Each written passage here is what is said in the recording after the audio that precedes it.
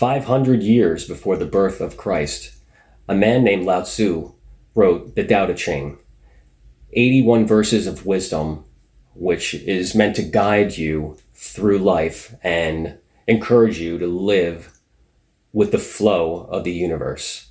Alex knows how much I love the Tao Te Ching. I've been studying it for, 7 or 8 years now. I read it once a year, and he's tired of me talking about it. So he's indulging me today, and he's allowed me to pick out a verse, and we're going to tackle, I believe it's verse 64? Yeah. Verse 64. So Alex, why don't we begin by having you read it? And for those of you watching, you can open up the description to this video. Alex and I have posted the transcript in the description. So, Alex. That which at rest is easy to grasp. That which has not yet come about is easy to plan for. That which is fragile is easily broken. That which is minute is easily scattered. Handle things before they rise. Manage affairs before they are in a mess. A thick tree grows from a tiny seed. A tall building rises from a mound of earth. A journey of 1,000 miles starts with one step.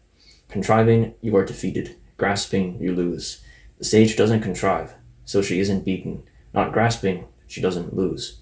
When people are carrying out their projects, they usually blow it at the end. If you are as careful at the end as you were at the beginning, you won't be disappointed.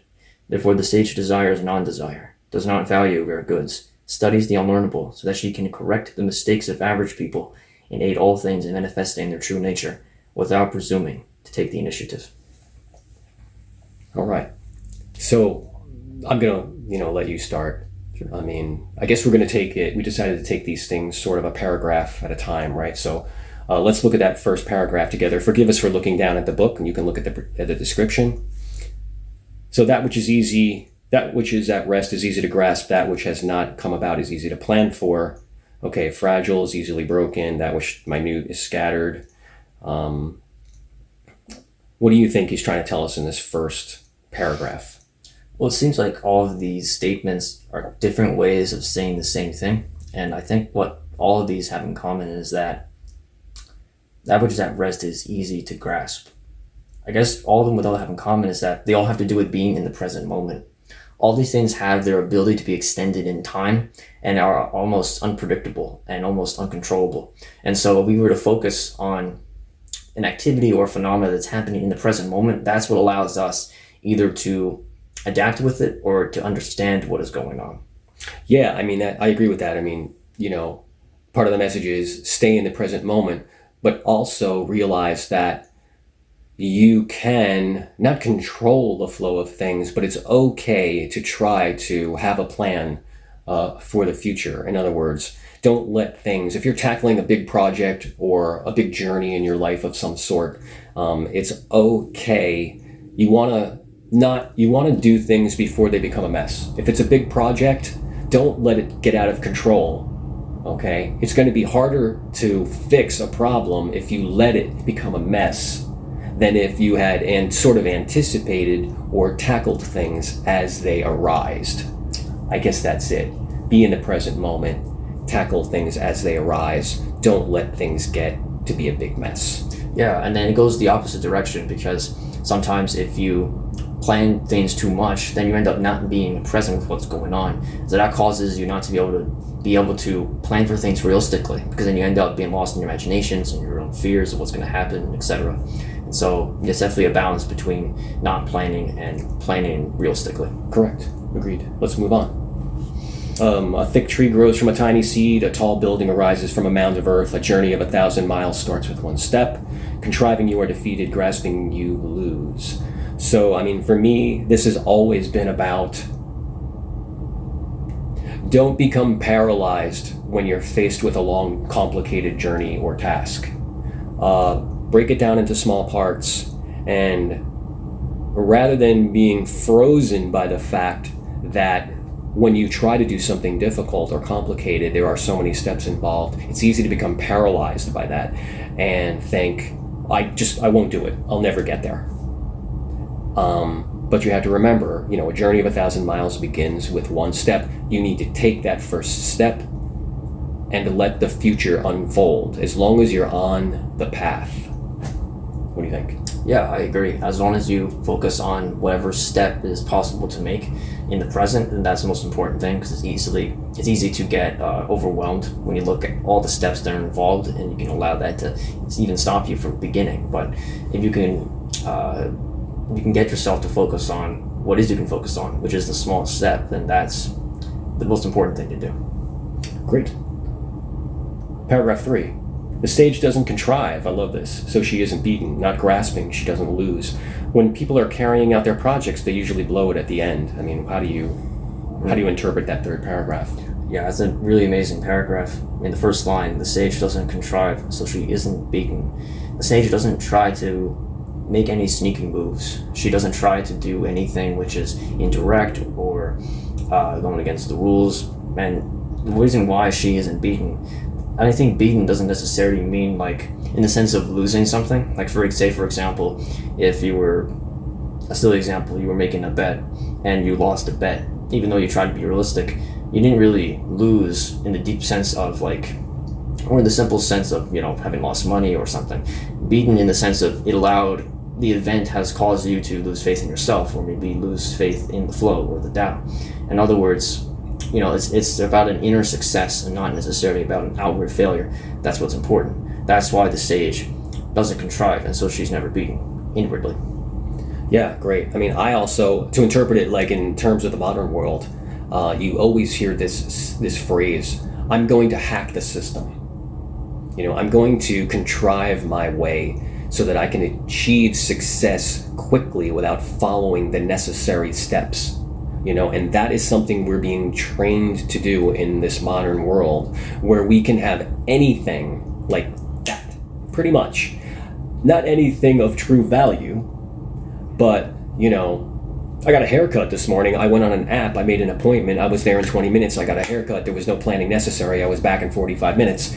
You can go to Amazon and you can order a book and it can be here tomorrow. I mean, it's a very difficult thing these days. You can have almost anything you want. But I think when you're when you have a big journey in life, or you're reaching for some sort of success, it's important not to just try to say, I want this fast and I don't want to do the work. I want to hack the system because I'm sure there's a way where I don't have to do all the work and wait all the years and boom, Alex, you're a philosophy professor, at Cambridge. No, you have to go through all the steps. You have to do all the work. There's a reason. Don't contrive it. Just go with the flow and take those steps. So let's move on. So if you are as careful at the end as you were at the beginning, you won't be disappointed. Yeah, I've been thinking about this verse, and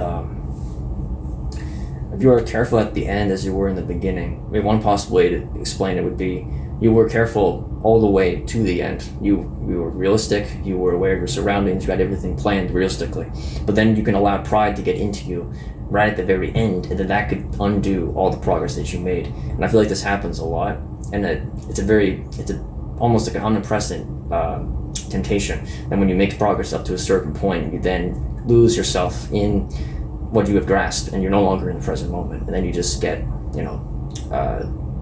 you drown in the Tao instead of flow with the Tao, I guess you can say. Yeah, I mean, I look at it as, to put it in somewhat modern terms, when you see the finish line, you want to try and reach for it. You get excited, and you sort of lose yourself, because there's the prize.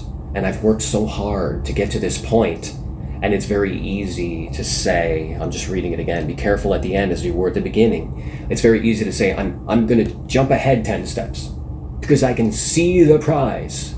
And I've worked so hard, and I've planned, and I've gotten to this moment, and there it is.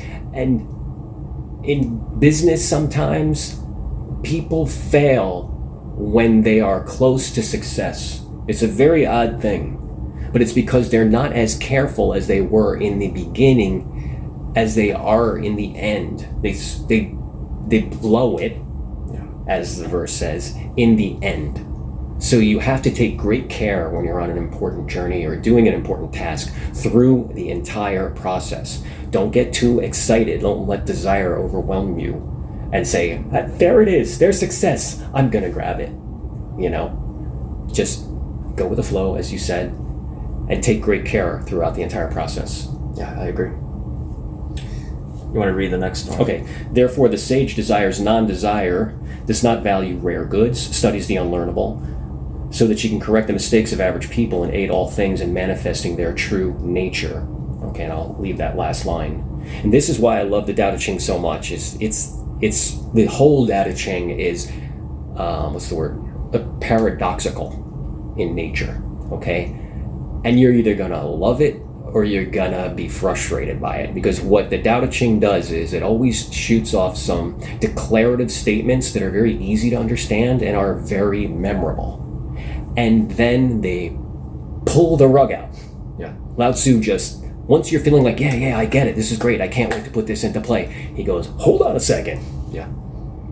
Let me give you something to think about that seems to contradict everything I just told you. And I think the reason I love this is because the world is not simple.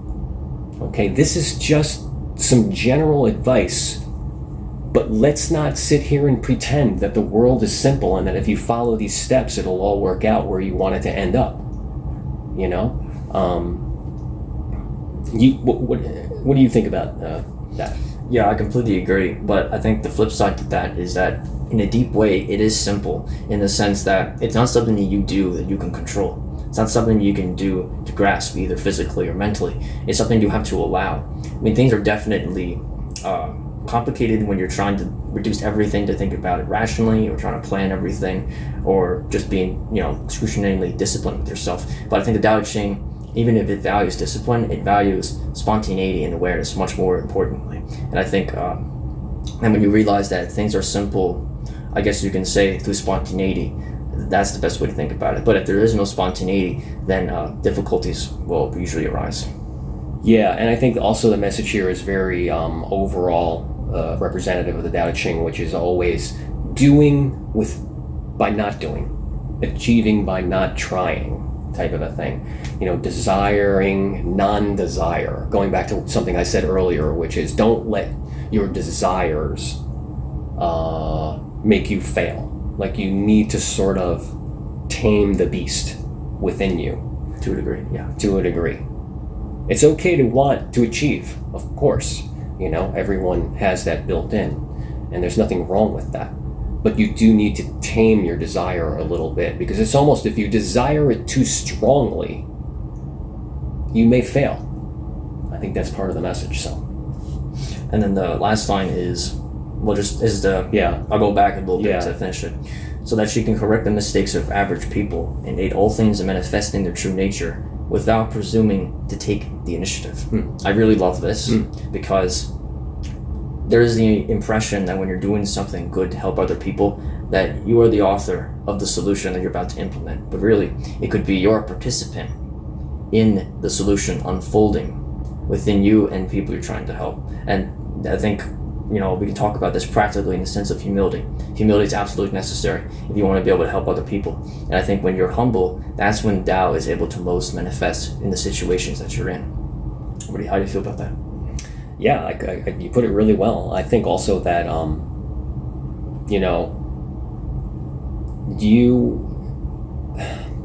you have to, if you want to teach people, like if you're a father and a son, or a manager and an employee, you try to do things and say things that let people become their best selves.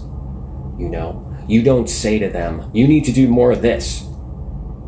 You find a way to let their true nature unfold and their success unfold without being too pushy, without leading them, by the nose. And if you can do that, you've almost reached sage level. Sage, even though the Tao Te Ching is filled with words, I think there's 5,000 some odd characters. Teaching with words isn't as effective, in my opinion, as living the flow yourself and having other people learn from your life as it progresses. Yeah, Words definitely help. They're definitely like fingers pointing to the moon, as one Zen Buddhist saying goes. But if you focus too much on the finger and not on what it's being pointed at, then you lose the entire thing. And so while the Tao Te Ching, it's great in that it gives all this great advice, but the fact of its paradoxical nature, one of the suggestions of the fact that it's paradoxical is because we actually have to live it. We can't just do it through reading and looking at the map. We have to go on the journey itself. And I feel like that the conversations that we will be having in future videos will be that very paradoxical journey. Yeah, so I mean, again, I mentioned I've read the Tao Te Ching several times, and you can apply the overall message of this particular verse to almost anything. Anything, any task, even relationships, whether it be father-son, husband and wife, a relationship with your pet, with your co-workers, and also tasks. And think about exercise. Think about your exercise goals and how you break them down. And you don't, Alex's exercises quite frequently. You don't go into the gym and put 500 pounds on the bench press, do you? No. One step at a time. Correct.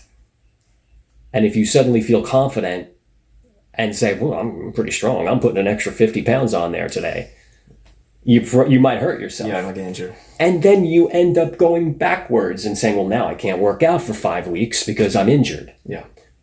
So, I mean, as you think about this, as you study this verse, think about how you can apply it to your life. Think about past experiences. So I think we've done a good job, Alex. Yeah, we did. Thank you, Dad. Yeah, thank you. So Alex and I, the last thing we wanted to talk about is when Alex told me he wanted to do this verse, we started studying it, of course, in preparation for this video. And I I realized that we were studying two different translations.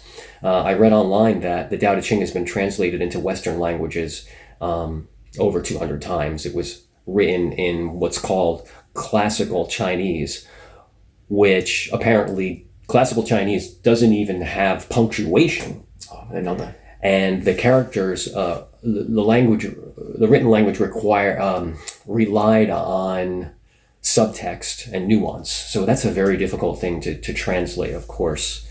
Now, I sort of got partial to a transcript by, not by Dr. Wayne Dyer, but he wrote essays on the Tao. And it's an audio book and a book called Living the Wisdom of the Tao.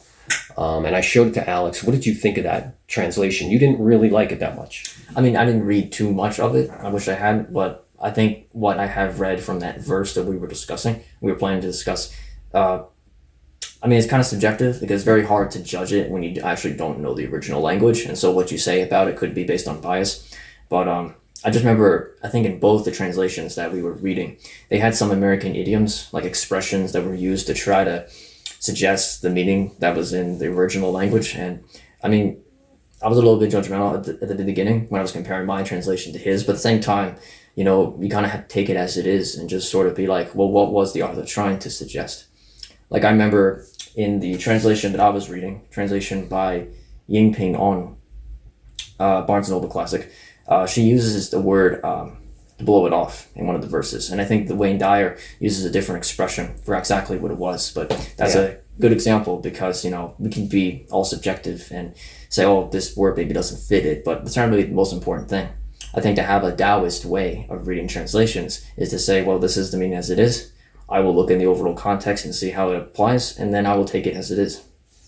Yeah, absolutely. And Alex and I were laughing about because I said to him, it's hard for me to imagine Lao Tzu 2,500 years ago walking around town warning people not to blow it.